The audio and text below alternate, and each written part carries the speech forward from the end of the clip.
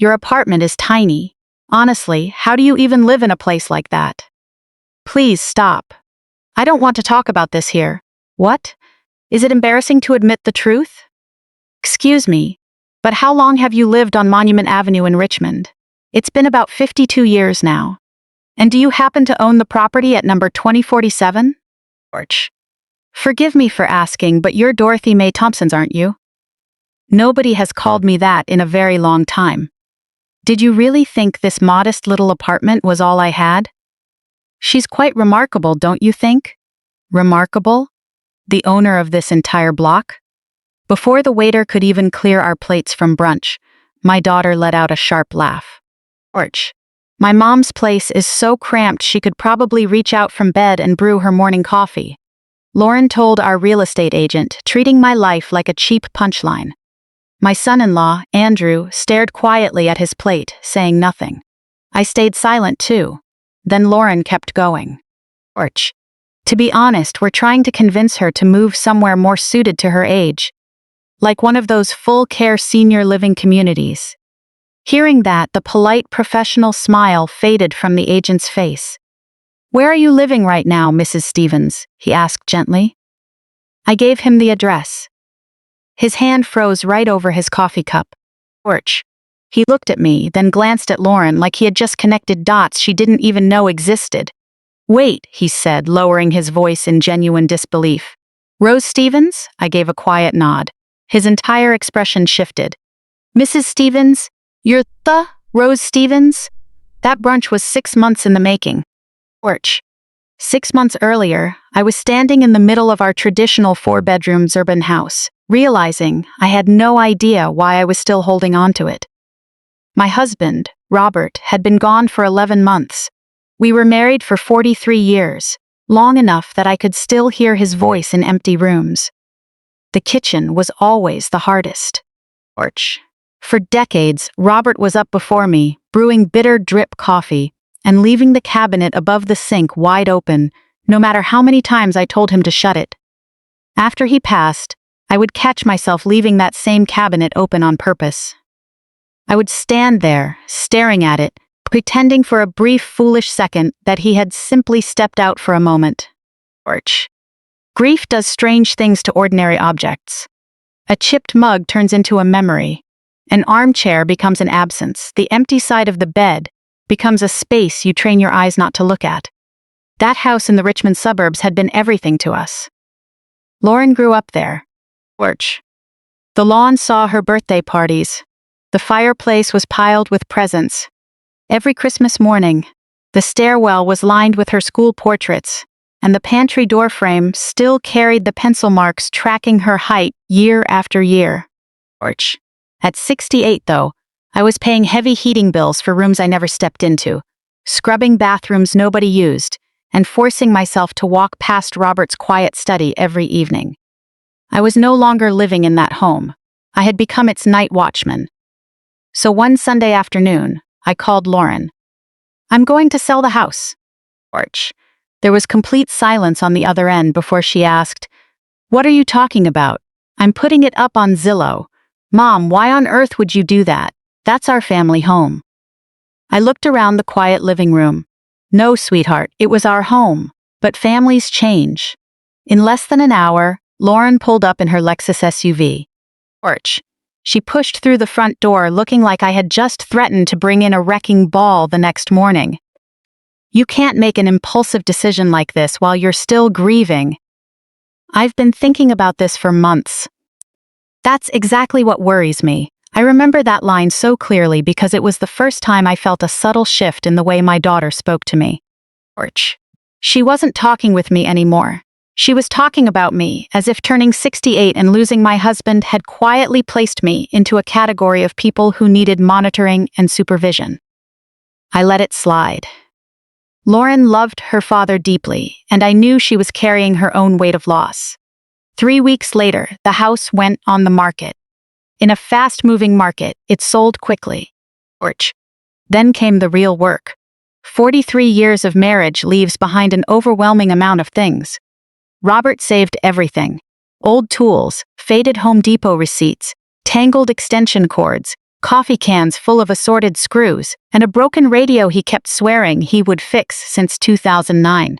Clearing out his things hurt at first, but gradually, an unexpected feeling settled in. I started to feel lighter.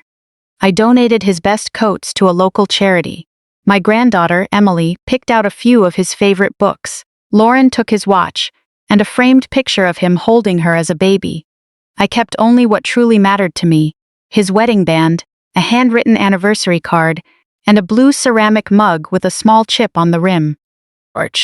Everything else was allowed to move on and become part of someone else's life.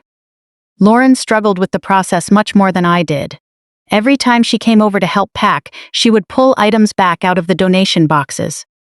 "Mom, you can't just give this away." "Why not?" "Because Dad bought it." "Your dad bought a lot of things, Lauren." She never found that funny. Then I told her where I was moving: an apartment.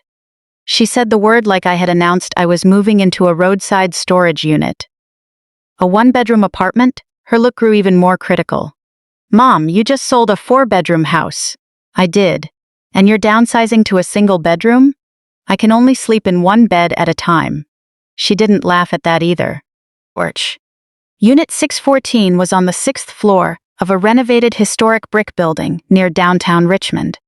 It had tall windows, original hardwood floors, an efficient little kitchen, and a small balcony where I could sit with my morning coffee. The bedroom held my double bed, 2 nightstands, and a dresser. The living room fit a sofa, 2 armchairs, my bookshelves, and the small oak table Robert and I bought during our first year of marriage. That was all. Nothing extra. Nothing wasted. When Lauren saw it for the first time, she stood in the doorway, staring around the space. "Is this it?" "This is it." She walked into the kitchen. "Where's the dining room?" I pointed to the oak table. "Right there." "Mom, you have to be kidding." She opened one closet, then another, inspecting my new place like a building inspector looking for a hidden catch behind the doors. Finally, she turned around to face me. "Did something go wrong with the money from the sale?"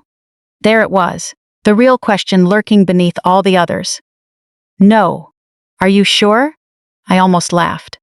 "Yes, Lauren. I'm very aware of where my money goes." Her cheeks flushed slightly. "I'm just looking out for you." I understood, and I believed part of it genuinely came from care. What I didn't do was justify myself.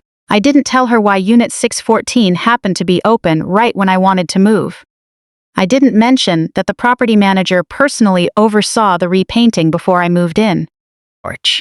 I didn't explain how I knew the building's boiler had been replaced 4 years ago, or that the south elevator was scheduled for an upgrade in the spring. Lauren never asked. She had already built a neat story in her head. Her widowed mother sold the family home, moved into a small apartment, drove an older car, and stopped spending on luxuries. To her, the only logical conclusion was that her mother was running out of funds. I could have corrected her, but I chose not to.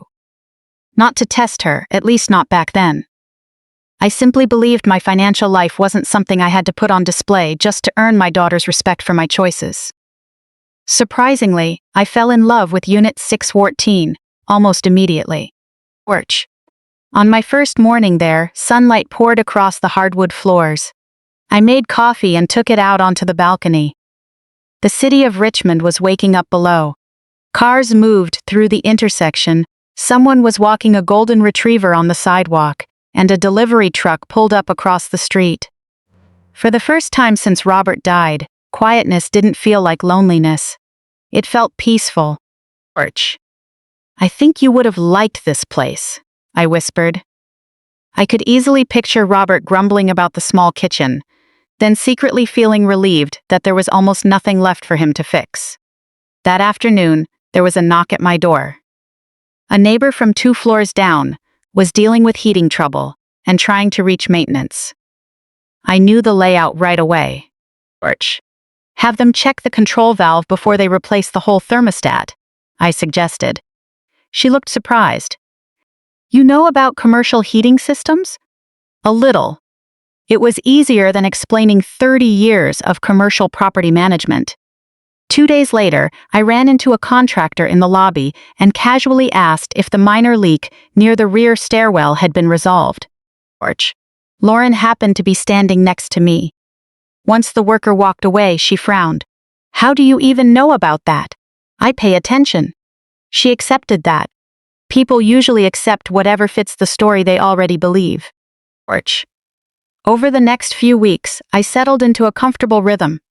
Morning coffee, daily walks, reading, meeting friends for lunch, and trading occasional pleasantries in the building. For the first time in nearly a year, I wasn't just walking around as Robert's widow. I was Rose again.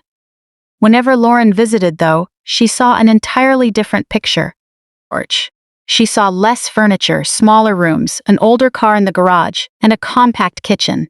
In her mind, smaller meant poorer, and poorer meant vulnerable. I had no idea how far that assumption would carry her. Not yet. All I knew was that about a month after I moved in, while I was preparing dinner, Lauren called. After a few minutes of casual chatter, her voice turned overly casual. "Mom, can I ask you something?" "Of course." "After all the fees and everything, how much did you actually clear from selling the house?" I stopped stirring the pot. It was her first direct pry, but it certainly wasn't her last. "How much did you actually walk away with?" Lauren kept her tone light, but some questions instantly changed the air in the room. I stood by the stove, holding a wooden spoon, watching the tomato soup bubble quietly. "Why are you asking?" "No particular reason. Just curious." I smiled to myself. People rarely ask for detailed financial figures without a reason. "The house sold well," I replied. "I know it did. I mean, after the mortgage, the closing costs, everything. What was left?" "The mortgage was paid off years ago." A pause lingered on the line. Oh, that short word felt uneasy. It wasn't relief. It sounded like calculation. "Do you need money, Lauren?" "No, good grief, Mom, I'm your daughter. Am I not allowed to ask about your finances?" "You're allowed to ask. Just like I'm allowed not to answer." She gave a forced, dry chuckle. "You've gotten so secretive lately." I almost pointed out that I had always been private about finances. Robert and I never treated our balance sheet like dinner party conversation. We didn't broadcast what we earned or announce every investment. When we had a strong year, we didn't buy a luxury car to show off. We quietly reinvested it. Instead, I kept it simple. "I'm doing just fine. That's all you need to worry about." For a short while, I thought the subject was settled. I was wrong. A week later, Lauren came over with Emily. Emily curled up on my sofa with a book right away, while Lauren followed me into the kitchen. I was putting on the kettle when she spotted a stack of mail on the island counter. "Are these bank statements?" Her hand reached toward them. I placed my palm flat over the envelopes. "That's private mail." She pulled her hand back. "I wasn't snooping." "I didn't say you were."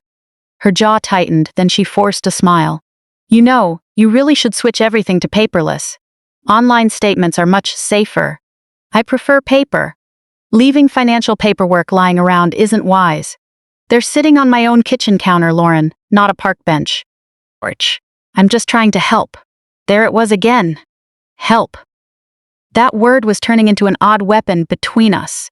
As if helping meant I needed to surrender my privacy just to make her feel comfortable. She opened the fridge and looked inside.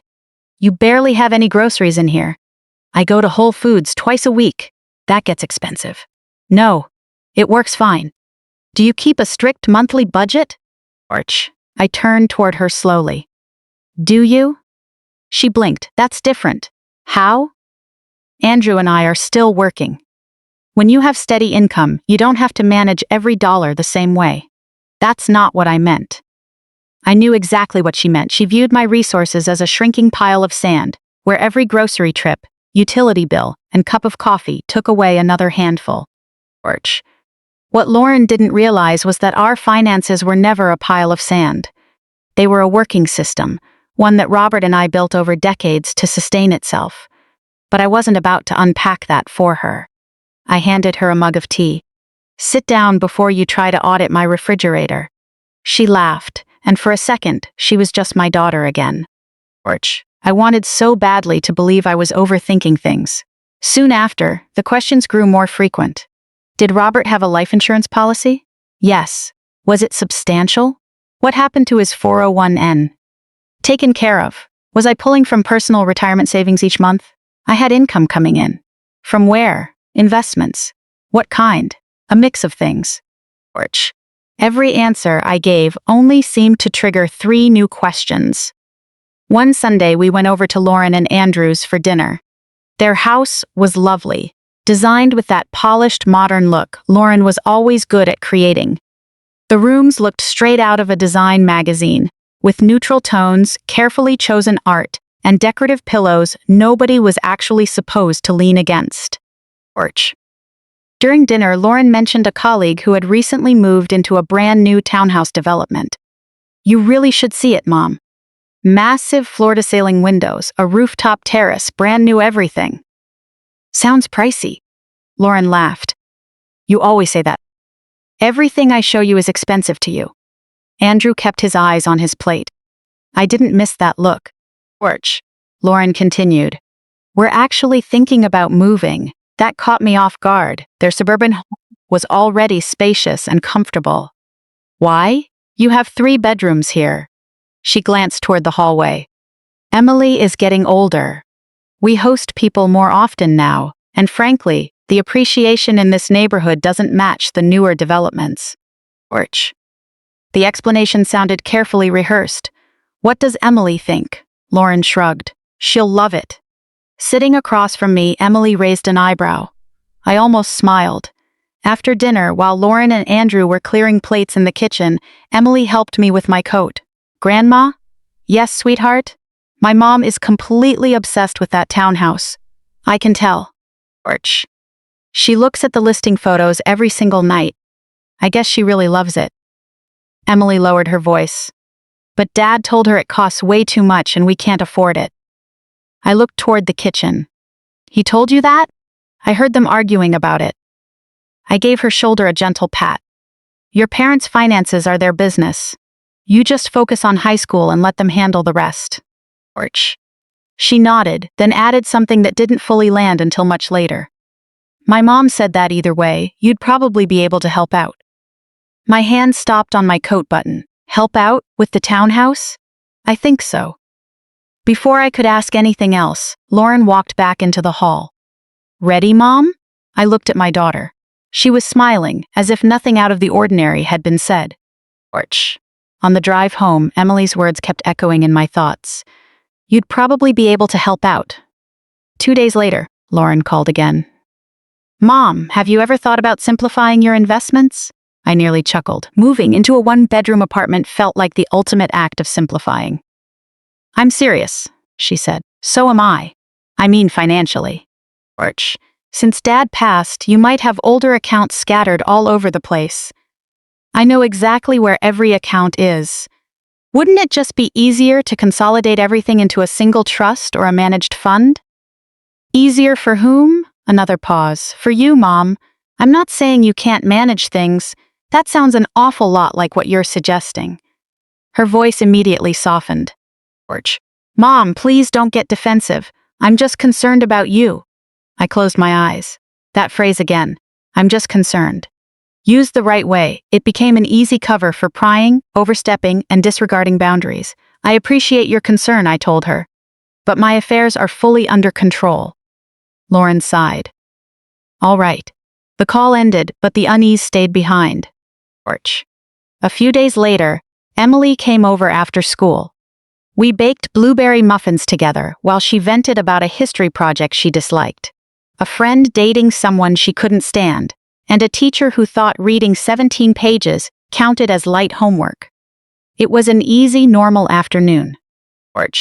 Then, while we were waiting for the muffins to bake, Emily looked over and asked, Grandma, are you running out of money? I looked at her. What makes you say that? Her face flushed instantly. Sorry, I shouldn't have asked. No, sweetheart, come sit. She sat down across from me. Why did you ask that? Emily picked at the edge of a paper napkin. I heard Mom talking to Dad. My stomach tightened. What did she say? She said your whole lifestyle changed after Grandpa died. She said you became really frugal. That part is true. What did your dad say? Dad said maybe that's just the way she wants to live. That sounded like Andrew. And how did your mom respond? Emily hesitated. I reached across the table and took her hand. You're not in any trouble, tell me. George. She said, she feels like you don't have a realistic plan for the future. I waited. Emily looked down. And then she said something like, it's not like Grandma is going to need all that money anyway. For a few seconds I couldn't say a word. It wasn't anger. Anger would have been easier to handle. It was hurt. George. Realizing your own child is mentally putting a timeline on your life is a painful feeling. At 68, I didn't see my life as winding down. I woke up curious every day. I still made plans. I still wanted to travel. I wanted quiet mornings on my balcony, dinners with good friends, and afternoons baking muffins with my granddaughter. George. In Lauren's calculations, my remaining years were already being discounted. I squeezed Emily's hand. Your mom worries too much. I'm fine. Are you sure? I couldn't be better. She smiled. Okay, good. I didn't share any more details. But after Emily went home that evening, I sat alone at the oak table. Robert's chipped blue mug sat right beside me. George. For the first time, I allowed myself to connect all the pieces. The expensive townhouse. Andrew insisting they couldn't afford it. Lauren constantly probing into the house, proceeds, the insurance, the retirement accounts, the investments. And then Emily's words. It's not like Grandma is going to need all that money anyway. For weeks, I told myself Lauren was just looking out for me. George. Maybe some part of it was genuine, but concern wasn't the whole story. The next morning, Lauren sent a text. The first thing to pop up was a photo of a striking 3-story townhouse with black window frames, light brickwork, and a rooftop deck. Beneath the image, she wrote, "We're touring this property on Saturday. Come with us. I want you to see the guest suite on the lower level. George. It could be the perfect setup for you down the road." I stared at that last sentence. The perfect setup for you down the road. Right after that, another message came in. Our agent, Thomas Bennett, says listings like this don't stay available long. That was the first time I saw his name. George. I had no idea Thomas Bennett would eventually sit across from me at brunch, looking at me like an enormous revelation had just walked into the room. And Lauren certainly didn't know that the luxury townhouse she wanted so badly was about to lay bare everything she had been assuming about my life and my money. That Saturday, Lauren picked me up at 10 in the morning. George. Before I even climbed into her SUV, I knew this wasn't going to be a casual showing. She was dressed like she was heading into a corporate boardroom meeting, rather than touring an open house. Tailored wide-leg trousers, a crisp navy silk blouse, gold earrings and pointed heels. It was remarkably formal for climbing 3 flights of stairs. You look sharp, I said. She smiled. George. First impressions matter. For the house or for Thomas? Lauren laughed. Mom, that's just how the market works now.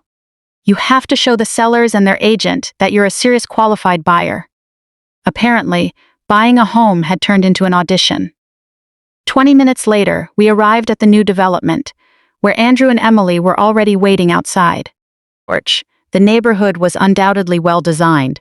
Neat rows of modern brick townhouses lined the landscaped sidewalks, freshly planted trees stood along the street, and luxury SUVs filled almost every driveway. Lauren was beaming. Isn't this stunning? It's very nice. More than nice, Mom. Look at the craftsmanship. I'm looking. George. The townhouse featured clean lines, dark window accents, and a private rooftop terrace. Then my eyes caught the price listed on the flyer in Lauren's hand. $949,000. I looked at the number twice. Their current home wasn't worth half that much when they bought it. Before I could say anything, a man stepped out through the front entrance. George. He appeared to be in his early 50s, wearing a well-tailored charcoal blazer and carrying an easy, professional demeanor.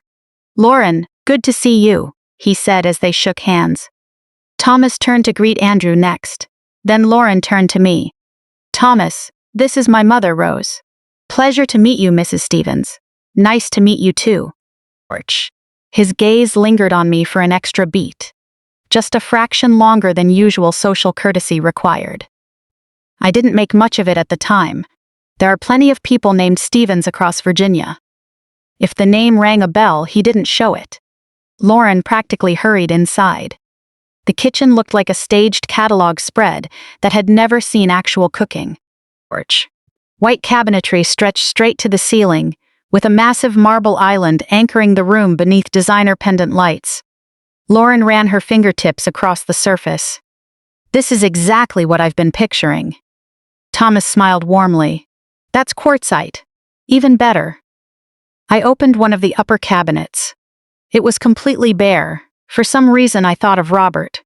Porch. He would have leaned over and whispered, 900 grand, and they don't even include a set of plates. I had to suppress a quiet smile. Lauren caught it. What? Nothing. We continued through the layout.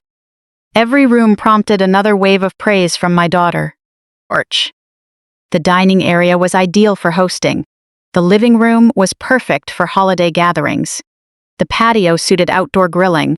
The upstairs nook made a great home office for Andrew, and the primary walk-in closet was everything Lauren wanted. By the time we made it to the third level, I half wondered if she thought the plumbing was exceptional too. Then Lauren pushed open another doorway. Porch.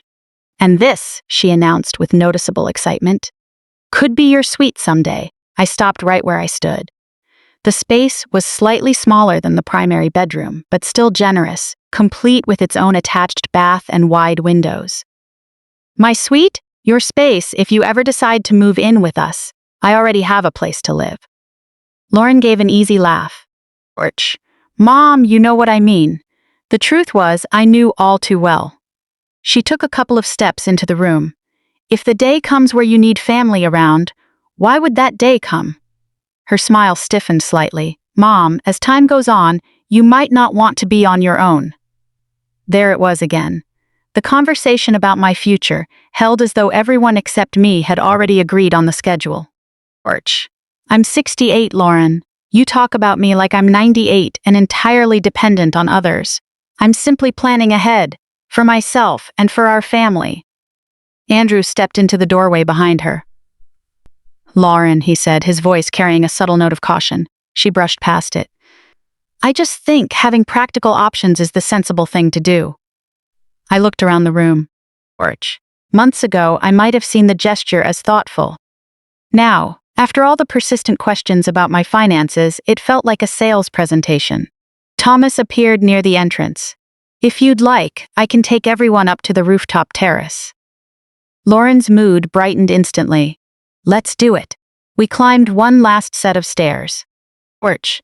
The rooftop view was undeniably impressive, opening up a clear panorama of the Richmond skyline under a bright sky. Lauren walked over to the railing. Just imagine entertaining up here. Andrew kept his hands shoved into his pockets. Emily leaned in close beside me. Grandma, she whispered. I think Mom has already moved in mentally. Porch. I whispered back. I think she's already picked out the patio furniture. Emily pressed her hand over her mouth to stifle a giggle. Thomas began running through the listing details. The monthly HOA dues, insurance requirements, property tax estimates, projected closing expenses, and finally, financing options. Right then, Andrew's posture shifted. Porch.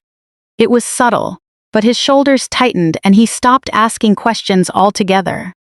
When Thomas mentioned that a larger down payment would strengthen their offer in a competitive market, Andrew glanced over at Lauren.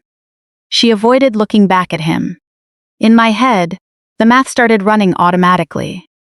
Robert used to tease me about that habit. Porch. I could look completely relaxed in a conversation while calculating numbers in the background. Even with strong household earnings, this purchase represents a significant financial commitment, Thomas explained. The exact terms will depend on your mortgage lender, but putting down a larger percentage up front significantly improves the loan approval profile. Lauren nodded confidently. Porch. We're already putting the down payment strategy together. Andrew stared off toward the skyline. I kept quiet. On the ride back, Lauren talked nonstop, going over furniture ideas, color schemes, and outdoor seating. She even brought up turning the lower-level office into a wine tasting area. You haven't bought the property yet, I reminded her. I know, but you have to plan ahead. Porch. You have to visualize what you want. It was that popular modern phrase people love to repeat. Robert used to say something similar, though his version was far more practical. Figure out what you want, then figure out if you can afford it. Lauren had clearly skipped that second step. Just after noon, she dropped me off at my building. That was supposed to be the end of the day. Porch. But when I got inside, I realized I had left my reading glasses in her car. I dialed her number, but it rang through without an answer. Looking out, I saw her SUV still parked along the curb while Andrew was moving some items from his vehicle into hers. I turned around and headed back toward the entrance. Halfway through the lobby, their voices carried clearly through the open glass doors. Porch. We can't buy this, Lauren, Andrew said firmly. I stopped in my tracks. We already talked about this. Lauren's voice came through sharp and tense. No, you made the decision on your own. I've been telling you the exact same thing for the past 3 weeks. Keep your voice down. We do not have enough for the down payment. We have most of it. No, we don't. Silence fell between them. Porch. I should have turned around and walked away right then. Then Lauren spoke up again. There's a way to bridge the gap, exactly like I told you before. I have an idea. Andrew let out a dry, humorless scoff. If this involves your mother again, Andrew. My stomach instantly knotted up. He dropped his voice so I couldn't catch his next sentence. Porch. Right after that, Lauren said something with absolute clarity. She's sitting on money she doesn't even use. It felt like a cold hand pressed firmly against my chest. Andrew countered immediately. That doesn't mean it's ours. I never said it was ours. Then stop counting her money like it's already sitting in your own account. Porch. In that brief, fleeting moment, I felt a wave of quiet gratitude toward my son-in-law. Then Lauren delivered the crushing blow. I'm her only child. Who do you think all of it is going to end up with anyway? I took a slow step back. The lobby suddenly felt suffocatingly warm. I didn't go out to get my glasses. Instead, I turned around and headed straight back to the elevator. Porch. Upstairs, I shut the door to Unit 614 and stood in the stillness of my living room. I didn't cry, but I wished with all my heart that Robert was there beside me. Not because I needed him to fix anything, but because he was the kind of person who always knew where I was hurting, without me having to say a single word. I sat down at the oak table, looking at his chipped blue mug. Porch. She thinks my money is already hers, I whispered into the quiet room. The apartment offered no answer. Later that afternoon, Lauren called. Her voice had returned to its usual cheerful bounce. Did you like the townhouse? It was very nice. I knew you'd love it. I never said I loved it, she laughed lightly. You know what I mean. I waited. Porch. After a moment, she said, Thomas thinks we need to act fast, so we're going to move quickly on it. Another pause stretched between us. We just have a few financial loose ends to tie up. I'm sure you guys will work it out. Her tone shifted slightly. Mom, did you leave something in my car earlier? My reading glasses. Oh, I found them. I'll drop them by tomorrow. Thank you. Porch. Neither of us brought up the conversation by the curb. She had no idea I had heard her, and I wasn't ready to let her know just yet. 2 days later, Lauren called again. This time she sounded almost overly enthusiastic. Are you free this Sunday? What's going on? I was thinking we could grab brunch together. Just the two of us. Well, Andrew is coming too. Porch. And Thomas might drop by for a bit because we have a couple more questions for him about the townhouse.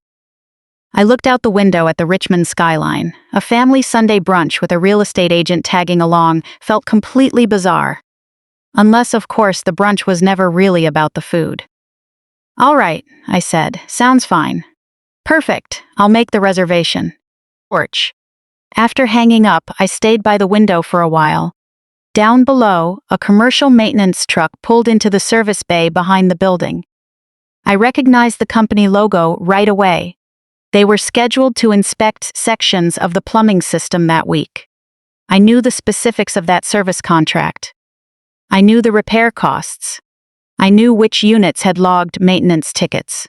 Porch. I knew far more about this building than Lauren could ever imagine. Yet, my daughter had already handed down her verdict. Because I lived in a compact apartment, drove an older vehicle, and lived simply, I was sitting on funds that were going to waste. In her mind, she had already taken my savings and plugged them directly into the walls of her dream townhouse. Porch. I still held out hope that maybe I had misunderstood her. I wanted so badly to believe there was an innocent explanation. When Sunday morning arrived and I walked into the restaurant to see Thomas Bennett seated across from my daughter, the painful truth became undeniable. Lauren hadn't invited me to brunch because she wanted to share a meal with her mother. Porch. She was setting the stage to ask for something substantial, and I was about to witness just how entitled she felt to it. Brunch was set at a downtown Richmond spot Lauren adored. It was the kind of trendy place with deliberately uncomfortable chairs and omelet prices that would have kept Robert grumbling for an entire week. I arrived 5 minutes early. Porch. Lauren and Andrew were already seated, and Thomas Bennett was right there with them. That confirmed everything. This was never a casual Sunday meal. "Mom!" Lauren waved enthusiastically. "Perfect timing." Thomas stood up as I approached. "Mrs. Stevens, great to see you again." "Good to see you too, Mr. Bennett. Please, call me Thomas." Porch. I sat across from him. Lauren took the seat next to me, and Andrew sat at the end of the table. For the first 20 minutes, the conversation stayed cordial. Lauren talked about the townhouse. Thomas explained that another prospective buyer had shown interest, though no formal offer had been accepted yet. Porch. "If you decide to move forward," he said, "I strongly recommend having your financing fully locked in." "We're pretty much there," Lauren replied. Andrew reached for his coffee mug. I noticed he didn't agree with her statement, and Thomas picked up on it too. "How close is pretty much?" he asked gently. Lauren smiled. "We're finalizing the down payment details." Thomas nodded. "Understood." Porch. Then she abruptly shifted gears. "So, Mom, did you tell Thomas about your apartment?" I looked over at her. "No. You really should. I think he'd appreciate the contrast." "The contrast?" She let out a laugh. "Going from that huge family house to your little place now." Andrew shifted uncomfortably in his seat. "Lauren, come on." "What?" "Mom knows I'm only teasing." Porch. In truth, she had only started making these jokes recently, but I held my tongue. Thomas looked at me. "You downsized quite a bit?" Lauren leaned forward. "Downsized is an understatement. Her entire apartment could practically fit inside the first floor of that townhouse." She laughed out loud. Thomas offered a polite, muted smile. I didn't laugh. Lauren didn't seem to notice and kept going. "Porch. It's just one bedroom, one bathroom, and a kitchen so tiny I swear she could brew coffee without even getting out of bed." That was the line that stayed with me. Not because it was the cruelest thing my daughter had ever uttered, but because she delivered it so naturally, without a second thought, entirely unaware of how humiliating it was supposed to sound. Porch. My home had simply become a convenient punchline in the narrative she was building. A story where her mother was shrinking away. Andrew stared down at his menu. When he looked up and caught my eye, he gave a tiny, apologetic nod. I wished he would speak up and stop her. Silence can look like politeness, but it often operates as permission. Thomas cleared his throat. Porch. Sometimes, smaller is exactly what people want. "Exactly," I said. Lauren waved her hand dismissively. "My mom is just stubborn." "But what I mean is, I know what you mean, Lauren." The server arrived with our food, and the conversation drifted elsewhere for a little while. Emily's classes, Andrew's projects, and Lauren's latest marketing campaign.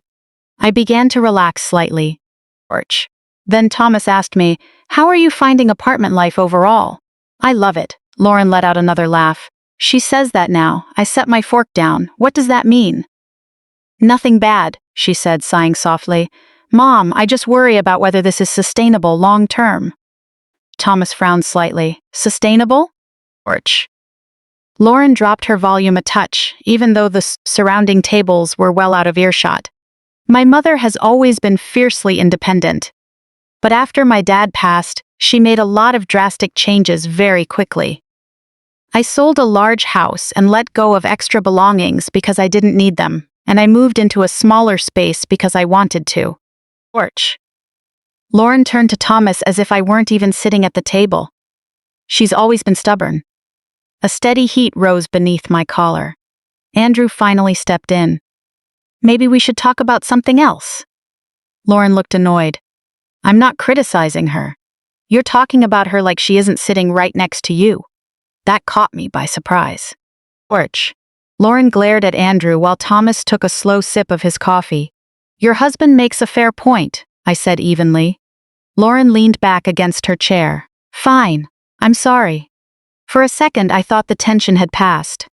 Then she added, I just think at some point we need to have a serious talk about moving into a proper senior living community. My fork paused midair. Porch. A senior living community? I hear what you're saying. Lauren softened her tone immediately. Not right away. How reassuring. Mom, please. I'm looking out for you. Modern retirement communities are wonderful. They aren't the old-fashioned nursing homes you might be imagining. They offer private apartments, planned activities, dedicated shuttle transport, and fine dining. Porch. I already have a private apartment, I have my own schedule, I have a car, and I can walk to plenty of restaurants. You know what I mean. More and more, I'm realizing I don't know what you mean at all. Thomas looked increasingly uncomfortable, while Andrew rubbed his temples. Porch. Lauren put on that peculiar, strained smile people use when trying to make an unreasonable argument sound perfectly sensible in front of strangers. I'm talking about planning ahead. That's all. Right. Here we go again, because you refuse to talk about it. I refuse to talk about moving out of a home I moved into just 6 months ago. Thomas looked over at me. Mrs. Porch. Stevens, where exactly do you live? It sounded like an innocent question. I gave him the street address. At first, the change in his expression was barely perceptible, but I caught it. The practiced professional smile vanished completely. His eyes sharpened, and he set his coffee cup down onto the saucer. Which building? I repeated the address and gave him the property name. Porch. This time, he didn't try to hide his reaction. He stared directly at me. Lauren noticed right away. What's going on, Thomas? He completely ignored her. What unit number? Unit 6614. He leaned back into his chair and went entirely silent, for about 3 seconds. Nobody said a word. Then he asked, Forgive me, but what did you say your last name was again? Lauren chuckled. Stevens. Porch. Rose Stevens. Thomas kept his eyes locked on me. Rose Stevens? Yes. A spark of recognition crossed his face. He wasn't entirely certain yet, but he was getting very close. Lauren looked between the two of us. Do you guys know each other? I don't believe we've met, I said. We haven't, Thomas answered, pausing for a moment. But I know that name. My daughter laughed again. Porch. Trust me, Thomas, my mother is definitely not one of your high-end clients. That remark cut deeper than any joke about my kitchen. Probably because it wasn't meant as a joke. Lauren was dead serious. Thomas looked at her, then back at me. I could tell he was weighing how to handle the situation. Porch. Actually, he said carefully, our brokerage has handled several transactions connected to that property. Lauren perked up instantly. Really? Yes, multiple times over the years. She turned to me. Why would his firm know your apartment building? I cut a small piece of toast. Real estate agents know plenty of buildings around town. Thomas was still studying me. Porch. I could practically see the gears turning in his head, pulling up records from memory. Stevens, the downtown address, the property portfolio. Then the final piece fell into place. His eyes widened slightly. Stevens Heritage, he said. My hand paused. There it was. 2 words Lauren had never heard in her entire life. What is Stevens Heritage? She asked. Porch. Thomas looked directly at me, and I met his gaze. His expression told me everything. He didn't just realize who I was, he realized that Lauren had no clue. That was the real revelation. Mrs. Stevens? He asked cautiously. Would you prefer that I explain? Lauren's eyes darted between us. Explain what? Andrew set down his silverware too. Orch. For the first time all morning, not a single person at the table was smiling. I could have ended the mystery right there. I could have laid out the entire truth. I could have watched the look on Lauren's face when she realized the tiny apartment she had been mocking wasn't what she thought it was. A small, hurt part of me genuinely wanted to do that. Orch. Then the memory of what she said outside the lobby surfaced. She's sitting on money she doesn't even use. A deeper instinct held me back.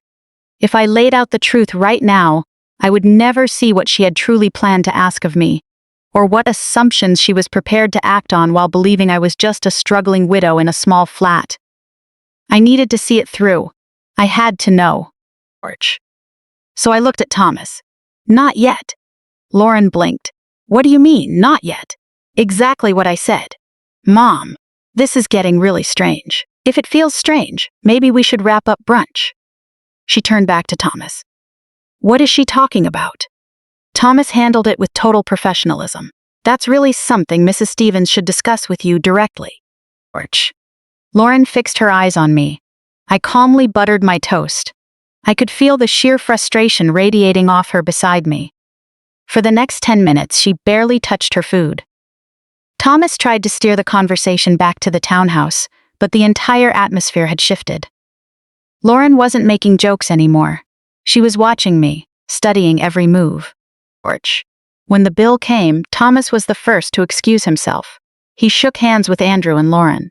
When he reached me, he paused. It was a genuine pleasure meeting you, Mrs. Stevens. Same to you. His eyes held an unspoken understanding. He knew I needed his discretion. The second he walked out of earshot, Lauren rounded on me. What was that all about? What about? Orch. Andrew sighed heavily. Lauren, let's not do this in the middle of a restaurant. No. Thomas clearly knows something. He recognized a name. What name?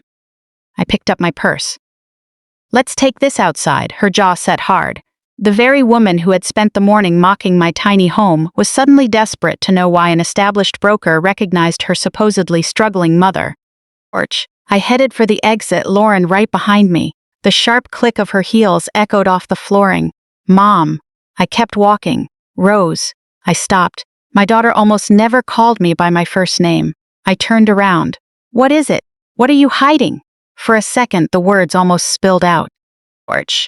Instead, I looked at her, remembering every intrusive financial question from the past month. The house proceeds, Robert's life insurance, my retirement savings, the investments, and the phrase Emily overheard. It's not like Grandma is going to need all that money anyway. I pushed open the heavy glass door. Sunlight spilled across the sidewalk. I'm not hiding anything you have a right to know. Orch. Lauren's face fell. I stepped outside and kept moving. She caught up with me just as I reached the parking lot, and this time, there wasn't a trace of condescending amusement left in her voice. Robert and I didn't start our marriage with a financial cushion. Orch. When we began, we had a second-hand dining table from a flea market, 2 mismatched lamps, and a Bank of America checking account that made our hearts race every time the electric bill was due. I was 25 when we married, and Robert was 27. He worked for a regional building materials supplier, while I had just landed an entry-level position at a property management company. Orch. Neither of our salaries was impressive, but Robert possessed a quality that defined our entire marriage. He was remarkably patient. Everybody wants a mature oak tree, he once told me, but very few people want to spend 20 years watering the sapling. Our first investment property was far from glamorous. Orch. It was a worn-out duplex in a Richmond neighborhood that real estate agents generously described as up-and-coming. In property talk, that usually meant cracked sidewalks, deteriorating plumbing, and repair needs that far exceeded the owner's budget. Orch. The exterior paint was peeling in large sheets. The furnace worked only when it felt like it, and the backyard was so overgrown that nature seemed to have claimed it back. I fell in love with the place immediately. Robert thought I had lost my mind. You see potential, he said. I see 2 units that will be impossible to rent and $30,000 in structural repairs. We were both right. We drained nearly all our personal savings just to pull together the down payment.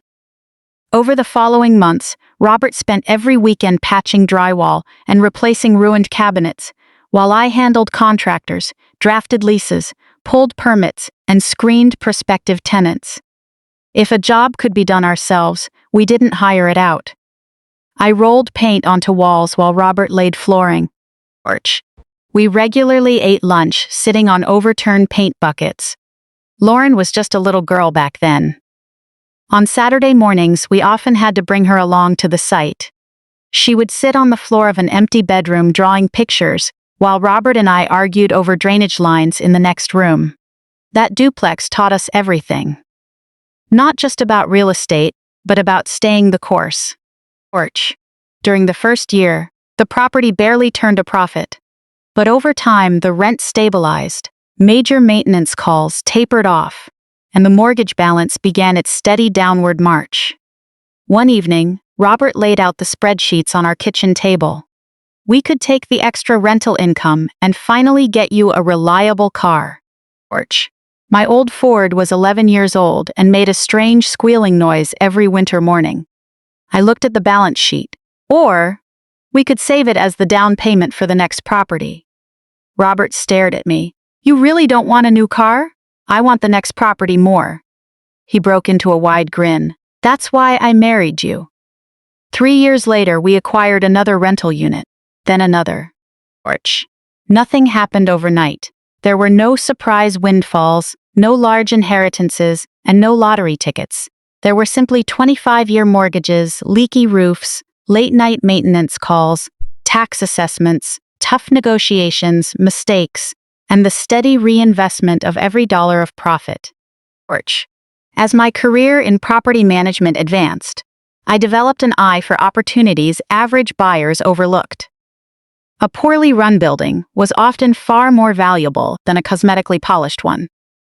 Properties that frightened standard buyers off due to outdated mechanicals or disorganized management captured my attention immediately.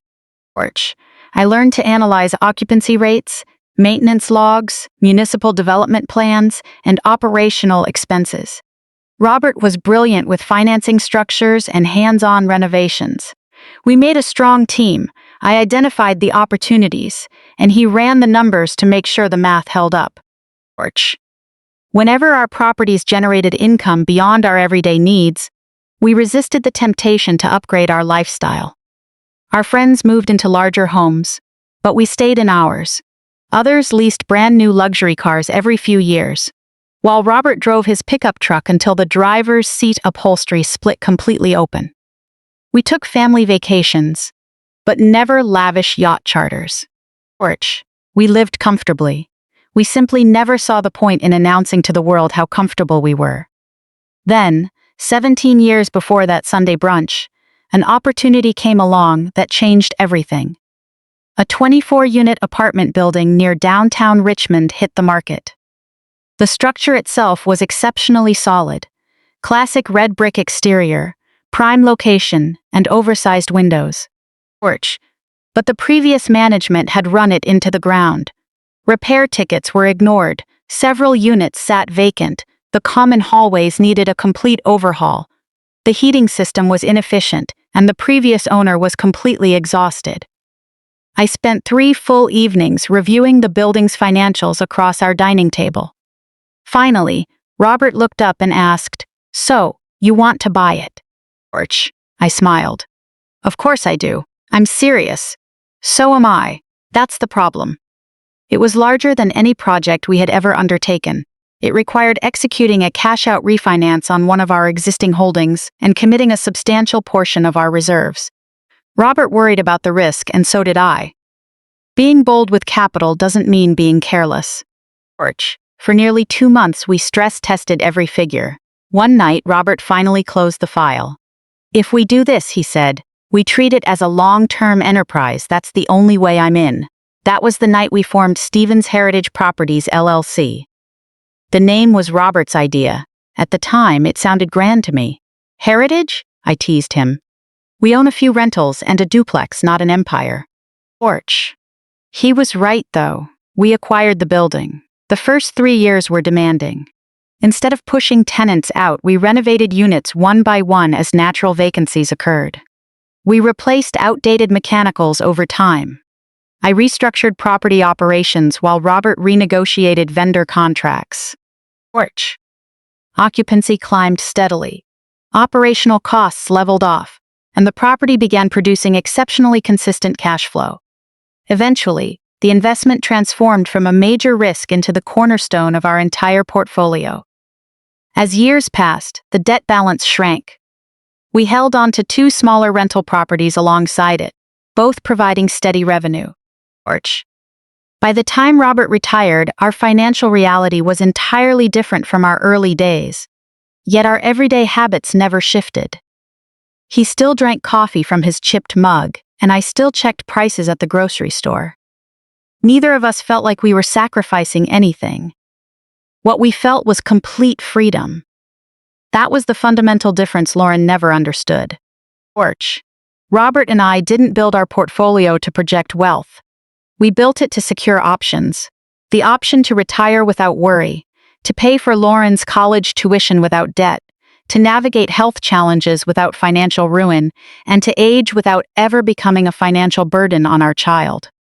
Then Robert passed away. For months, looking at business paperwork was painful. Porch. His handwriting was everywhere. Margin notes, questions for the accountant, little arrows connecting figures across the page. One file still carried a small yellow sticky note. Rose.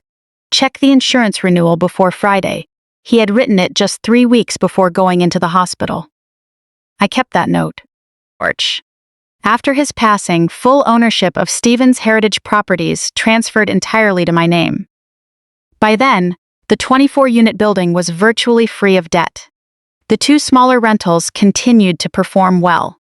Alongside those assets were healthy retirement funds, market investments, cash reserves, and eventually the proceeds from selling our suburban family home.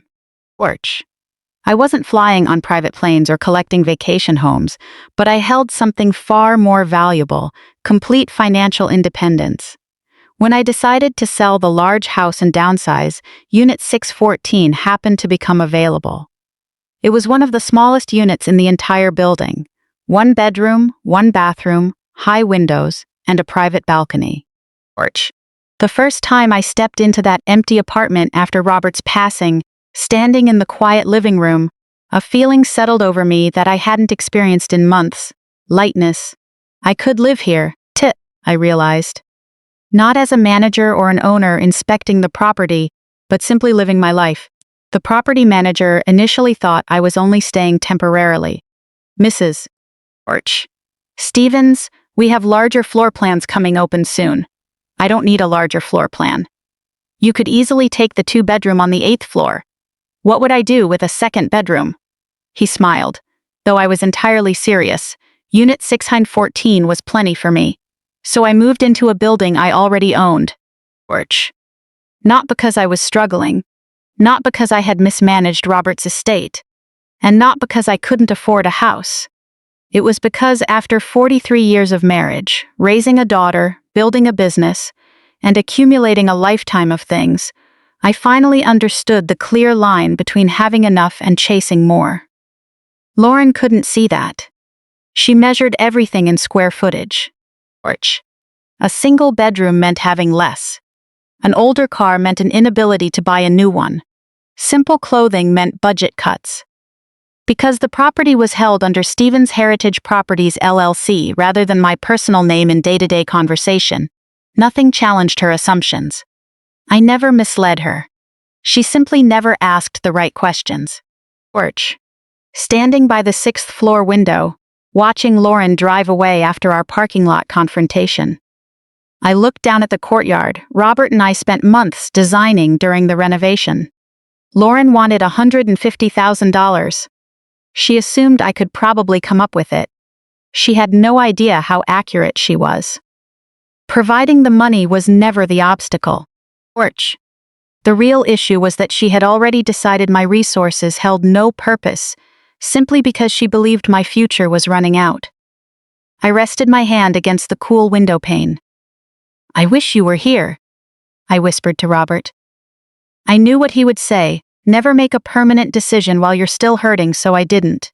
Porch. I chose to observe, to listen, and to understand exactly what my daughter felt entitled to before laying everything out.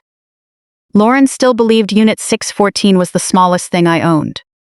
She had no idea that every time she walked through the lobby, took the elevator, or laughed at the floor plan, she was standing directly inside the enterprise. Robert and I spent 17 years building. Porch. Unit 614 wasn't all I had left. It was simply one small corner of my largest holding. The entire building belonged to me. Living inside Unit 614 transformed my connection to the property in ways I never anticipated.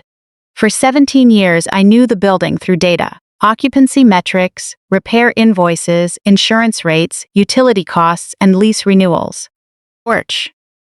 But spreadsheets never capture the subtle click the elevator makes before reaching the 5th floor. The way morning light floods the east hallway at 7 sharp, or the rich aroma of garlic drifting from a 4th-floor kitchen on Sunday afternoons.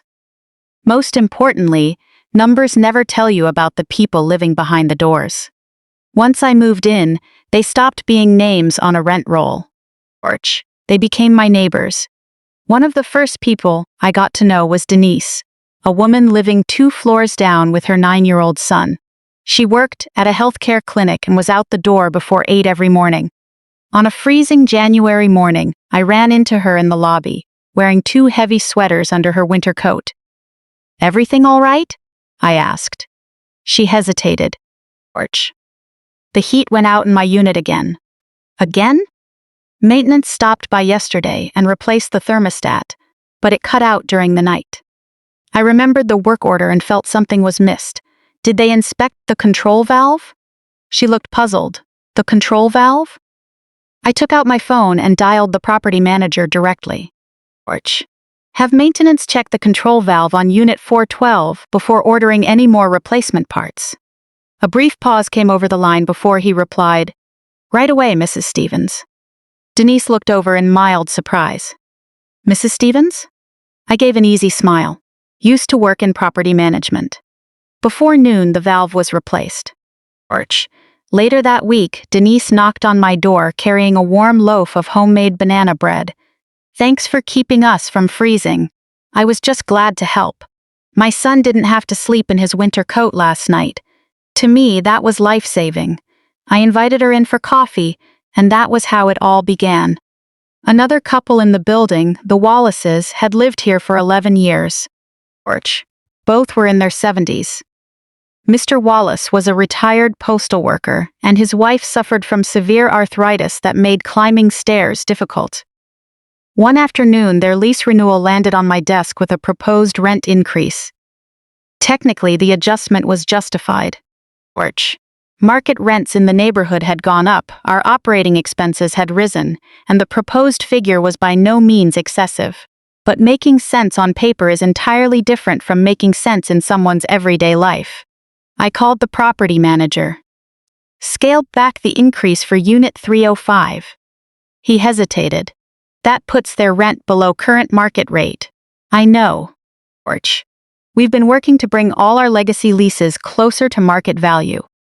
"I understand that too, but they've paid their rent on time every single month for 11 years. He went quiet. "So, scale it back?" "Yes, please." Robert and I had always shared that standard. A building has to be profitable, otherwise it ends up failing everyone involved. Porch. But there is a massive line between earning a fair return and squeezing every last cent out of good people simply because a spreadsheet says you can. I never mentioned any of this to Lauren. Not because I was keeping secrets, but because she never once asked what my days actually looked like.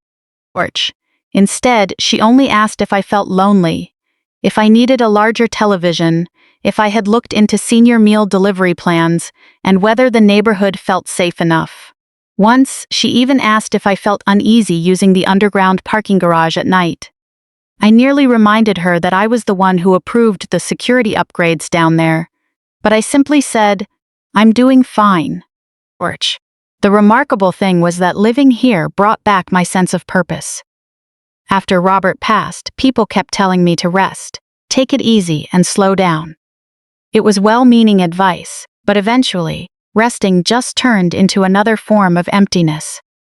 In the building, there was always something practical to resolve. Orch. A hallway fixture was too dim, a camera by the service door needed adjusting, or the package delivery shelving needed expanding to handle online orders. Nothing dramatic, but every small decision was a quiet reminder that my judgment and skills still mattered. One afternoon, I noticed an older resident struggling with heavy grocery bags near the back entrance. I helped carry them up to her floor. Porch. On the way up, she smiled and said, "You know, you really ought to work in property management. You actually take the time to listen." I laughed so hard I nearly dropped her gallon of milk. A few long-term residents knew who I was, while others simply knew I had some connection to management. I preferred it that way. Porch. I didn't want people treating me differently because I owned the building. I wanted to experience what living here was truly like. Then Lauren started sending the brochures. The first arrived by email. "Just take a look," her note read. It featured a luxury senior living community in the Richmond suburbs, with glossy photos of silver-haired couples, sipping wine beside a grand stone fireplace. Porch. I deleted it. 2 days later, another arrived, then a third. Eventually, a physical booklet was dropped right into my mailbox. When Lauren called that evening, the glossy brochure was sitting in my hands. "Did you send something to my mail? The community brochure?" "Yes, isn't it gorgeous? I'm sure it's very nice." Porch. They have fitness classes, private shuttle transport, and full housekeeping service. "There's a fitness room right downstairs, Lauren." "That's not the same thing, Mom. You still have to drive out for groceries. I have a car and I know how to run a vacuum." She let out a heavy sigh. "Why do you resist everything?" "I don't resist everything. I just say no to things I don't want." Porch. "I just feel like moving somewhere designed for your current stage of life would make things so much easier." My current stage of life? I looked around Unit 614. Just that morning, I had reviewed 3 contractor bids, approved a security upgrade, gone over an insurance renewal, and helped negotiate a landscaping contract. Porch. In my daughter's eyes, this stage of my life was apparently reserved for bingo games and shuttle buses to the supermarket. "I'm happy here, Lauren. You keep saying that because you refuse to trust my advice." Silence hung between us, then she added, "I worry you're settling for less because you think you can't afford anything better." There it was. I leaned back into my chair. Porch. "What makes you think I can't afford anything better?" "Well," she hesitated, and I waited. "You sold the family house. You cut back on everything." I simplified. "You drive a 10-year-old car. It runs perfectly. You stopped traveling. Your father passed away less than a year ago." Her tone softened. "I know." Porch. "Then stop interpreting every choice I make as proof that something is wrong with me. I'm just trying to help." I closed my eyes. "I know you believe you mean well." We ended the call politely, but I sat alone for a long time afterward. The next morning I ran into Mrs. Wallace near the mailboxes. She was holding her renewal agreement. "I want to thank whoever made this decision," she said. Porch. "What decision?" "The rent adjustment." She smiled warmly. "We were so worried." She explained that Mr. Wallace's prescription costs had jumped significantly, and they had already started discussing moving out. Now, they could stay. "I'm so glad to hear that," I told her. She squeezed my hand. "You're always so good to us." Watching her walk toward the elevator, the painful contrast hit me hard. Porch. A woman who barely knew me trusted my ability to manage decisions for a 24-unit property, while my own daughter seemed convinced I couldn't even choose where to live. Later that afternoon, another text popped up from Lauren. "I found a community closer to our neighborhood. Promise me you'll at least tour it before saying no." I didn't reply right away. Porch. Instead, I walked downstairs to the lobby where a technician was adjusting a new security camera by the entrance. "Mrs. Stevens," he called out. "Could you check this angle on the monitor for me?" I looked at the feed. "Shift it slightly to the left." He adjusted the mount. "How's that look?" "Much better. Perfect." As I stepped back into the elevator, my phone buzzed again. Lauren. Porch. "Mom, did you see my message?" I stared at the screen. For weeks I had wondered whether I should just lay out the entire truth. Maybe then she would stop treating me like I was fragile.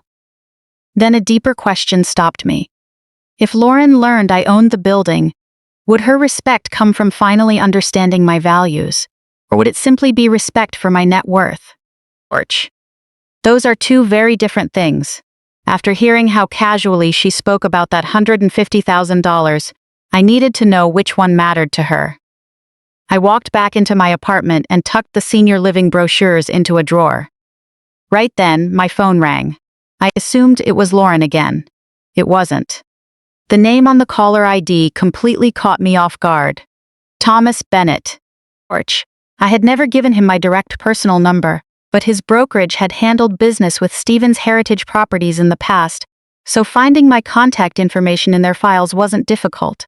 I answered. "Hello? Mrs. Stevens, this is Thomas Bennett." "Yes, Thomas. I hope I'm not catching you at a bad time." "Not at all." He hesitated. "Porch. I've been going back and forth on whether I should make this call." His tone made me sit up straight. "Is something wrong?" "It concerns Lauren." I tightened my grip on the phone. Thomas chose his words carefully. "I felt you had a right to know about some inquiries your daughter made with me prior to our brunch meeting." I looked out the window of my modest apartment. "What kind of inquiries?" Porch. Another pause lingered. Then Thomas said, "Inquiries regarding your property." All at once, those senior community brochures seemed like the least troubling thing my daughter had been up to. "What did she ask?" Thomas was quiet for a moment. In the background, I could hear typical office noise. A ringing phone, faint conversations, and keys tapping on a keyboard. Finally, he spoke. "Porch. Before I share this, I want to be completely clear. Lauren did not ask me to do anything improper, and I did not disclose any of your confidential business records to her. That is an interesting way to open. Understood." I sat down at the oak table. "Go ahead." Thomas took a breath. "About 2 weeks before brunch, Lauren called my office asking about your apartment." My stomach tightened. "Porch. Unit 614? "Yes. What was she looking for?" "She asked if I could provide a market valuation on what the unit might sell for." I stared at Robert's chipped blue mug. For several seconds, I couldn't find my voice. Thomas continued, "At first, I assumed she was referring to a standard individually owned condominium. It's not a condominium. I realize that now." Porch. "If our firm had handled business tied to the portfolio before, I should have connected it sooner." "She didn't give you the exact building address initially, did she?" "No. She simply described it as a downtown apartment owned by her mother." It sounded standard enough, so I ran general neighborhood comps. "What was her specific question?" Thomas hesitated again. Porch. "She wanted to know if selling the unit would generate enough net equity to cover the down payment on the luxury townhouse." The words cut far deeper than I expected. Lauren hadn't just been hoping I might help out. She had actively started calculating how to liquidate my home to fund hers. Did she claim I wanted to sell? No. Did she say I was considering selling? No. I closed my eyes. Porch. Then how did she frame it? She said she was exploring your available options. My options. Another polished phrase designed to dress up an overreach as responsible family planning. Thomas added, "She appeared fully convinced that you held individual title to the apartment." I see. When she finally provided the property address, I recognized it immediately.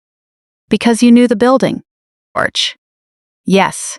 Years ago, when Robert and I restructured financing across part of our portfolio, Thomas's brokerage had been involved. Thomas himself had later worked on an assessment related to one of our smaller rental holdings. He had seen the name Stevens Heritage Properties, and he had seen my name on the filings. Which is why you reacted the way you did at brunch. That's correct. Porch. I looked outside. In the courtyard below, someone was walking their dog. Everyday life was moving along normally while my own family foundation felt fractured. There's one more detail, Thomas said. Of course there was. What else? Thomas lowered his voice. She asked whether a property like yours could be leveraged as collateral instead of being sold outright. Porch. My fingers pressed into the edge of the wood. To secure her mortgage? She didn't lay out the full structure. She asked generally whether parents could pull cash out through refinancing or a line of credit to help adult children qualify for high-end financing. A wave of sheer disbelief washed over me. Porch. Lauren had stood in that parking lot pretending her request was an impromptu thought, as if asking for $150,000 was just a spontaneous idea that came up during a family outing. It wasn't spontaneous at all. Porch. She had been researching it behind my back, looking into selling what she believed was my home or leveraging it for a loan. All before she even had the decency to ask if I agreed. Did you advise her on that? I provided standard industry generalities. Once I confirmed the property in question was yours, I ended the discussion. Why? Porch. Because it was clear she was exploring an asset that did not belong to her. At least an outsider understood that basic boundary. Thomas continued respectfully, and without knowing what you had shared with your family, I had no intention of disclosing proprietary details regarding Stephen's heritage. You handled it professionally, thank you. I meant it. Porch. Whatever anger I felt, none of it belonged to him. Then he added, there was one additional remark. I debated whether to bring it up, but I believe you should hear it. What was it? Thomas spoke softly. Lauren mentioned that she didn't believe you had a clear grasp of what the property was worth anymore. Something inside me gave way in absolute silence. Porch. No shouting, no tears, just a sharp, quiet break. She said that, verbatim. He paused. Her exact words were, my mother probably doesn't understand what the property is worth anymore, doesn't understand anymore. That phrase was far more damaging than any financial calculation. I spent over 30 years in property operations. Porch. I negotiated commercial leases, reviewed complex vendor contracts, oversaw major renovations, analyzed operating ledgers, and worked directly with lenders, inspectors, contractors, accountants, and attorneys. Lauren knew that history. She grew up watching me do the work. Porch. Yet now, simply because I was 68, widowed, and living in a one-bedroom apartment, she had quietly decided my mental faculties had expired. There is hardly a colder betrayal than an adult child using the assumption of cognitive decline to justify taking control of a parent's assets. Mrs. Stevens? Are you still there? I'm here. I'm truly sorry. Don't apologize. You didn't say it. Porch. I struggled with whether to call. I'm glad you did. I just wanted to make sure you had the full picture before making any financial commitments with Lauren. That told me Thomas had read the entire room at brunch. You knew she was setting up an ask. I strongly suspected it. She asked for $150,000. Thomas went silent for a moment. Porch. That's even more than I anticipated. I let out a dry, hollow breath. You and me both. After hanging up, I sat quietly at the table. My first impulse was to confront Lauren immediately. I could have dialed her number, told her Thomas explained everything, and demanded an explanation. For a few minutes, I held my phone in my hand. Then I set it down. Porch. Robert always reminded me that anger creates false urgency. When emotions run high, everything feels like an emergency that has to be handled instantly, when in reality, it rarely does. So I waited. I made tea, walked around the block, and returned to review the building's operating statements once more. The solid, steady figures helped clear my mind. Porch. By evening, I realized why I wasn't ready to confront her yet. I knew what she had done, but I didn't know how far she was willing to push it. Was this a temporary lapse in judgment driven by an obsession with a luxury home and anxiety over aging? Or had my daughter genuinely come to believe that my assets were hers to allocate? I needed to see the full picture. Porch. The following morning, Lauren called. Her tone was gentle, far too gentle. Hi, Mom. Good morning. Good morning. How are you? Good. I've been reflecting on our previous conversation. So have I. She hesitated. I hope you aren't upset with me. I'm just thinking things through. That sounds a little ominous. It shouldn't. Another pause stretched out. Arch. Then she asked, Can I come by tomorrow morning? What for? I think we should sit down and talk properly. Not in a parking lot, no rush. Given everything she had been orchestrating behind the scenes, the irony was remarkable. I looked around Unit 614, the modest space she considered evidence of my decline, the very asset she assumed I could no longer manage. All right, I said. Arch. Come by around 11. Wonderful. After ending the call, I did something I hadn't done before. I opened the drawer and pulled out the 4 senior living brochures she had sent. I laid them side by side across the oak table, showing manicured grounds, smiling retirees, and fine dining halls. Then I opened my laptop and pulled up the latest financial statement for Stevens Heritage Properties. Which 24 units, strong occupancy, fully funded reserves, and exceptional cash flow. The remaining mortgage balance was low enough that Robert would have opened a bottle of champagne just looking at it. I looked between the brochures and the balance sheet. My daughter believed the brochures represented my future. She had no idea the balance sheet represented my present. I closed the laptop. Orch. I had no intention of showing her the records the next day. The time wasn't right. If she truly believed I was a struggling widow in a small apartment, I wanted to hear exactly how much leverage she thought that gave her over my life. The next morning, she arrived carrying a structured leather portfolio. No coffee, no pastries, just documents. I clocked it immediately. Orch. What's in the folder? I asked. Lauren smiled and stepped inside. Just some information to review. She placed the folder on the oak table, then looked around the apartment with that now familiar mix of concern and assessment. Mom, she began gently, I really believe there's a solution that works out well for both of us. I looked at her. Both of us? Orch. The townhouse gives Andrew and me the space we need, she said, resting her hand on the folder, and it provides you with a safe, secure future. There it was again, using my funds to purchase my security, then presenting it as an act of generosity. I sat down across from her. All right, walk me through your plan. For the first time since Thomas called, I decided not to interrupt. Orch. I was going to let my daughter speak uninterrupted. Lauren unzipped the leather portfolio, like an executive, presenting a proposal to a client. I sat across the table without saying a word, intentionally holding back. For weeks, I had defended my choices every time she questioned them. This time, I wanted to hear the entire pitch. She pulled out several sheets of paper. Orch. The top page was a color printout of the luxury townhouse. I know our conversation in the parking lot wasn't ideal, she began. That's one way to put it. Mom, please just hear me out. I'm listening. She relaxed slightly. This townhouse isn't just about moving into a nicer property. It solves multiple needs at once. She slid the photo toward me. Orch. It gives Andrew and me plenty of space, gives Emily the privacy she needs as she gets older, and the lower-level suite offers immense flexibility. Flexibility for whom? For me? I kept my expression completely neutral. Lauren continued. Not right away, of course. You're independent right now. Right now. A tiny phrase carrying an enormous assumption. Orch.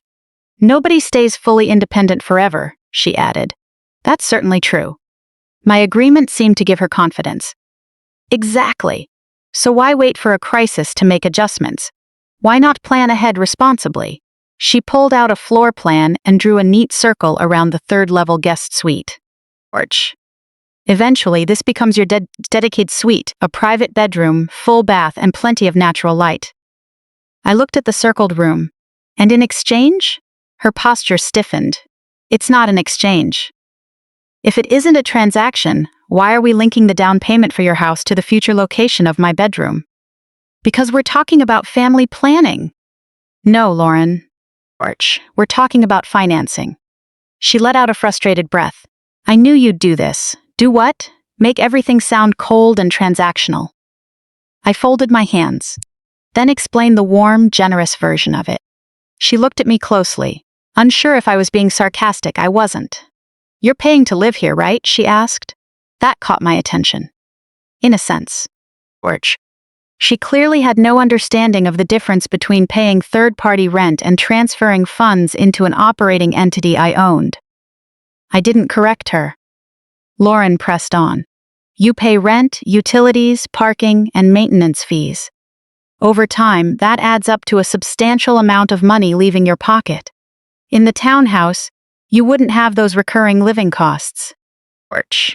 Because you'd be building equity in your home for your family's future. There was that word again, family. It always surfaced whenever property lines became inconvenient to discuss. She turned over another sheet filled with neat, handwritten calculations. Estimated mortgage figures, property taxes, insurance, projected proceeds from their current house, and a line at the bottom. Required additional capital, $150,000. She had underlined it twice. You put a lot of work into this. I'm just trying to be responsible. I almost asked whether going behind my back to ask an agent about selling my apartment fell under responsible planning, but I stayed with my decision to let her finish. And where does this $150,000 come from? I asked evenly. She looked at me cautiously. If you feel comfortable, perhaps you could provide it. And if I don't feel comfortable, she paused, then we'd have to reconsider the entire purchase, which means without my money you can't afford the townhouse. That's not entirely accurate. It seems to be the exact math on the page. Lauren pushed the papers aside in frustration. This is why I can never talk to you about finances. I raised an eyebrow. You've talked about almost nothing else for weeks. Because you shut down every conversation. I answered you by the curb. I told you I needed time to think. And I came here with concrete information so you could make an informed decision. I looked at the floor plan again. The entire presentation carried a deeply unsettling reality. My future mapped out, my bedroom designated, my funds allocated, and my independence stamped with an expiration date, all without my agreement. In this scenario, what happens to Unit 614? I asked. Lauren hesitated. Well, eventually you wouldn't need it anymore. Eventually. And until that day arrives, I stay here? You're making jokes, Mom. I'm asking a direct question. She leaned forward. You act like this is amusing, but I'm looking at reality. This place is tiny. You have no family in this building. What happens if you fall? What happens if you get sick? I call you. What if I can't get here in time? I call Andrew. She threw her hands up. You're completely missing the point. No, I think the point is becoming crystal clear. Lauren stood up and walked to the window, looking out over Richmond on a quiet Tuesday morning. I worry about you, she said, her voice dropping into a softer register. For a second I saw the daughter I raised instead of a stressed buyer running mortgage figures. The little girl who cried when I caught the flu because she thought mothers never got sick. My own defenses softened slightly. I know you care. She turned around. Then why is this so hard? Because caring about someone does not give you authority over them. Her look hardened. I never claimed authority. You don't have to use the word. Your actions speak for themselves. That's unfair. Is it? Yes. She walked back to the table. I'm trying to create a living arrangement that looks after all of us. You're trying to purchase a home you want. What is wrong with wanting nice things? Nothing at all, until you expect someone else to pay for them. Color flooded her face. We aren't asking you to buy the house for us. $150,000 says otherwise. It's a contribution toward the down payment to make the financing work. Lauren shoved her chair back. I knew coming here was a mistake. I tried to approach you as a rational adult. I looked right at her. Watch your tone. She recognized the warning in my voice, but frustration had overtaken her composure. You pretend everything is perfectly fine when it clearly isn't. What isn't fine? She gestured broadly around the apartment. Neither of us spoke for several seconds. This? I asked quietly. Lauren looked around the room. You went from a beautiful 4-bedroom home to this tiny space. Porch. You barely buy anything new. You drive a decade-old car. You refuse to discuss long-term support. All of that points to one thing, which is, your judgment has changed. There it was. The exact sentiment Thomas had relayed over the phone. My mother probably doesn't understand what the property is worth anymore. A steady chill settled over me. Porch. Has my judgment changed, I asked, or am I simply making choices you don't agree with? That's not fair. You say that every time I ask a question you can't answer. Lauren gripped the back of the chair. I am terrified that your grief is leading you into terrible financial decisions. I am grieving, that's true. Exactly. Porch. That does not mean I am incompetent. And it certainly doesn't mean I am someone to be managed. I never said you were incompetent. You called a real estate agent behind my back to ask what my apartment would sell for. The room dropped into absolute silence. I hadn't planned on laying that card down so soon, but it was out. Lauren froze, staring at me in shock. Thomas told you. Porch. He told me enough. The color completely drained from her face. I was just researching our options. Options for whom? For you. Did I ask you to do that? No, but did I say I wanted to sell? No. Did I ask you to see if my home could be leveraged for a loan? No. She looked down at the floor, completely stripped of her rehearsed arguments for the first time all morning. Porch. I was just trying to help, she whispered. I believe you convinced yourself of that. She looked up, the words clearly stinging. Good intentions don't excuse a lack of respect, I said, standing up. I think we're done here for today. Lauren stayed seated for a moment. Mom, please, we're done. She gathered her papers slowly. At the door, she paused and turned back around. Porch. What if you just say no? I looked at her. No to the money? Yes. Then you don't get the money. It's that simple. That's not what I mean. Then what do you mean? She hesitated, the underlying frustration surfacing once more. What are you going to do when you genuinely can't manage on your own anymore? I will handle it myself like I always have. Porch. Her eyes filled with a mix of anger and distress. You are so stubborn. Why are you so certain that just because you're older, your judgment is automatically superior to mine? That has nothing to do with it. Then don't use some future vulnerability as an excuse to shut down a reasonable request today. She stared at me, the tension heavy between us. Then Lauren pulled the door wide open. Porch. Standing in the hallway was Emily, her backpack slung over one shoulder, her hand frozen mid-air, inches away from knocking. Lauren froze. Emily? My granddaughter looked between her mother and me. School let out early today. Dad told me Grandma was home. Lauren's face tightened instantly. How long have you been standing out here? Emily swallowed quietly. Long enough. Porch. Nobody pressed her on what she meant by that. Lauren simply hurried out without another word. Emily walked in, and I shut the door behind her. For a few quiet seconds, she just looked at me. Then she set her backpack down onto the floor. Grandma? What is it, sweetheart? Why does my mom always talk to you like you can't take care of yourself anymore? Porch. It was such a simple question, but the answer was anything but simple. I glanced over at Robert's blue mug on the kitchen counter, then looked back at my granddaughter. I don't know. Emily hesitated for a beat. Is she right about anything? That caught me off guard. About what? About you going through financial trouble. I almost smiled. Instead, I turned toward the kitchen. Porch. No, not at all. Emily followed right behind me. Then why does she think you're struggling? Because your mother looks at the way I choose to live and assumes that's the limit of what I have. For the first time, Emily took a deliberate look around Unit 614. I could see curiosity taking the place of concern. Her gaze swept over the tall windows, traced the hallway, and settled back on me. Porch. I realized Emily was finally asking the one question Lauren had never bothered to ask. Not how much money I had, but why I chose to be here. Emily studied the apartment like she was truly seeing it for the very first time. She wasn't judging the space, she was trying to understand it. That difference meant everything. Porch. She walked over to the floor-to-ceiling windows and looked down at the street below. Do you really like living here? I love it, even after having that big family house? Especially after having that big house.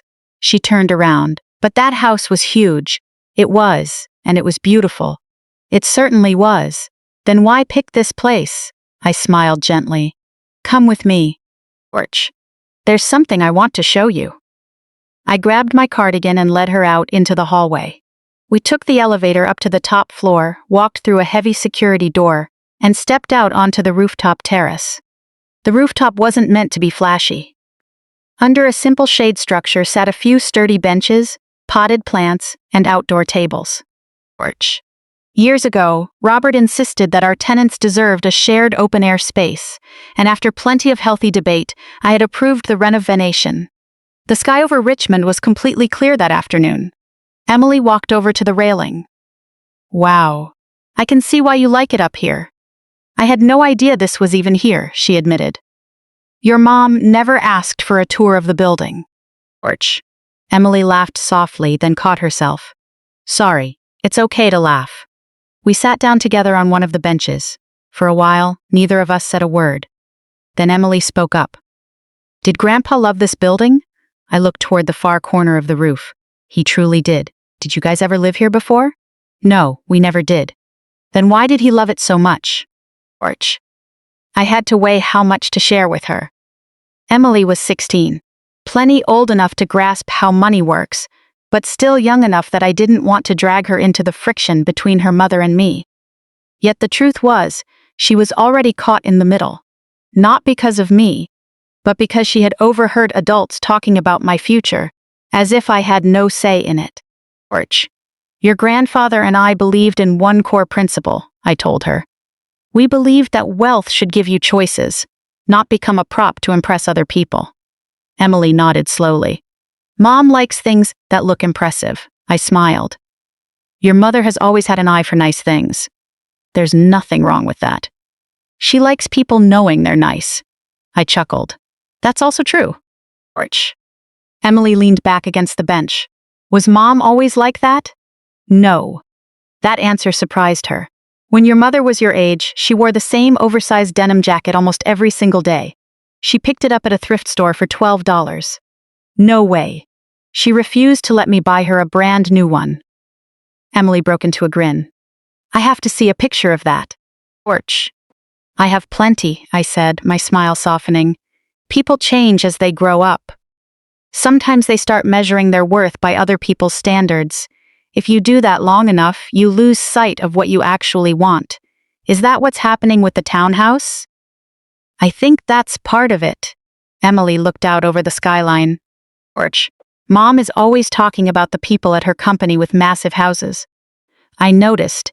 Dad really doesn't want to move. I suspected as much. He says our house right now is completely fine. He's right. Emily grew quiet again. Then she asked, so you're really not having money trouble? Not at all. Completely sure? Completely sure. She studied me closely. Porch. Then why do you drive that older car? Because it runs without a problem. Emily smiled. Then why didn't you buy a bigger apartment? Because I didn't want one. But you could have, right? Yes, I could have. How big? I laughed. Now you sound just like your mother. Her cheeks turned pink. I didn't mean it like that. I know, I said, giving her hand a gentle squeeze. Porch. The point is, sweetheart, just because you can afford something doesn't mean you're obligated to buy it. Emily turned the thought over in her head. Grandpa used to say things like that too, didn't he? All the time. I looked over at one of the planters. Before the renovation, Robert and I had stood on this exact roof, debating whether the upgrade was worth the investment. Porch.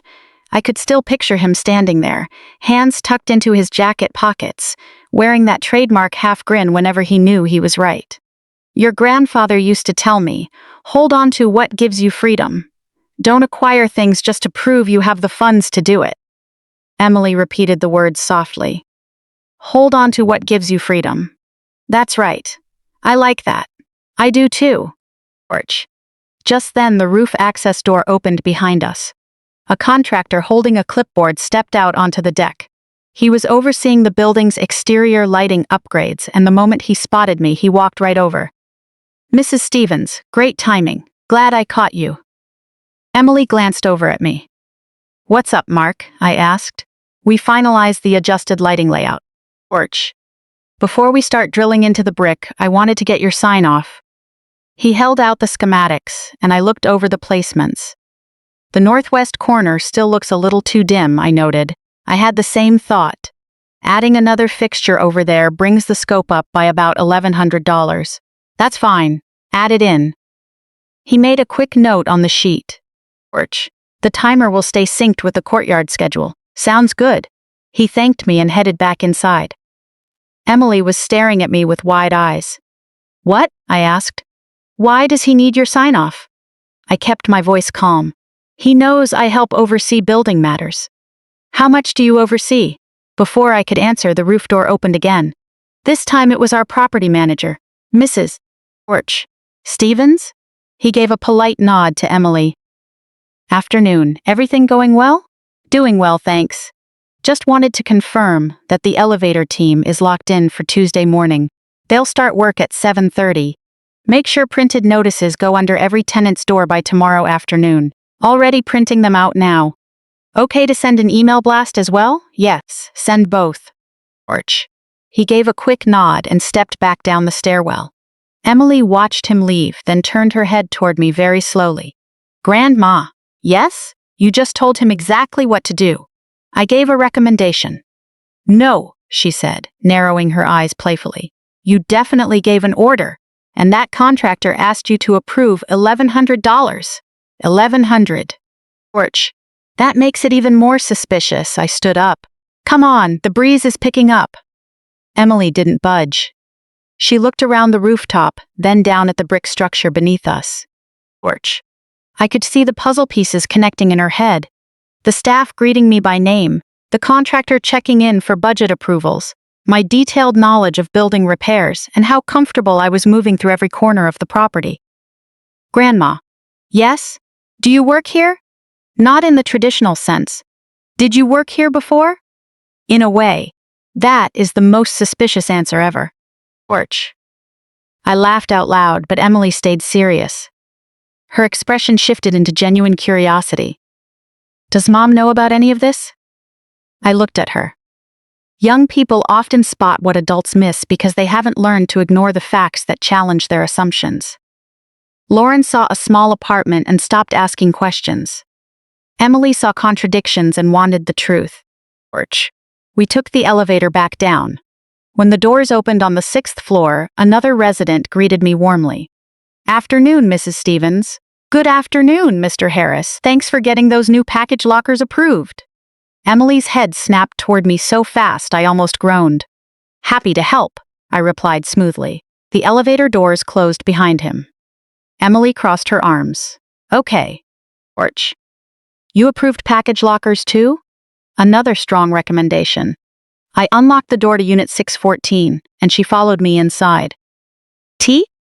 Or a blueberry muffin?" "Grandma." I turned around. Emily was standing right in the center of my living room, looking genuinely baffled. "Why does everyone in this building act like you own the place?"